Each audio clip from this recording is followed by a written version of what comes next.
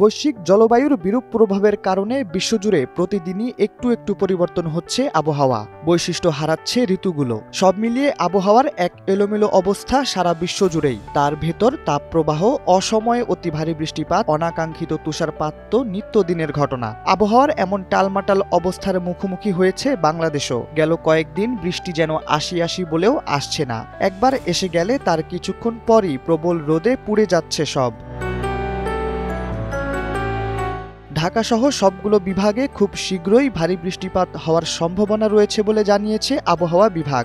সংস্থাটির তথ্য মতে সক্রিয় মৌসুমি বায়ুর কারণে উত্তর বঙ্গোপসাগর এলাকায় বজ্রমেঘ তৈরি হচ্ছে এবং বায়ুচাপের তারতম্যের আধিক্য বিরাজ করছে। এছাড়া দেশের 4 সমুদ্র বন্দরকে সতর্ক সংকেত দেখিয়ে যেতে বলা হয়েছে। শুক্রবার আবহাওয়ার এক সতর্ক বার্তায় বলা হয়, সক্রিয় মৌসুমি বায়ুর প্রভাবে উত্তর বঙ্গোপসাগর, উপকূলীয় এলাকা এবং সমুদ্র বন্দরগুলোর ওপর দিয়ে ভারী থেকে অতি ভারী বৃষ্টিসহ দমকা অথবা ঝোড়ো হাওয়া বয়ে যেতে পারে।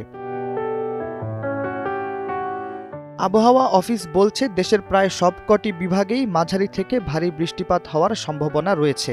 বৃষ্টির এই সম্ভাবনা কদিন আগে বলা রিমঝিম নামক বৃষ্টিবলয়ের অংশ কিনা তা জানতে আরও কিছুদিন অপেক্ষা করতে হবে। আগামী কয়েকদিনের মধ্যে এরকম বৃষ্টিবলয়ের ভেতর বাংলাদেশ প্রবেশ করলে টানা বৃষ্টির মুখে পড়বে দেশ।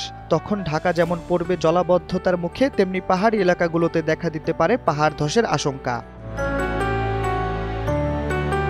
সাধারণত দেশে বর্ষাকাল আসার পূর্বে তেমন কোনো প্রস্তুতি নেওয়া হয় না। ফলস্বরূপ দেখা যায় প্রতি বর্ষায় এক নিদারুণ ভোগান্তিতে পড়ে ঢাকাসহ দেশের অন্যান্য জেলাগুলো। কিছু কিছু এলাকায় বন্যার আশঙ্কাও দেখা দেয় এই সময়। তবে সম্প্রতি বছরগুলোতে যেহেতু বৃষ্টিবলয় একটি পরিচিত নাম হয়ে উঠেছে, তাই সংশ্লিষ্টরা মনে করছেন বিষয়টি নিয়ে এখনই সবার ভাবা উচিত। বিশেষ করে ঢাকার জলাবদ্ধতার বিষয়টি। প্রায় সময় জমে থাকা পানিতে বিদ্যুৎ স্পৃষ্ট হয়ে কিংবা পড়ে গিয়ে অনেকেই আহত নিহত হন।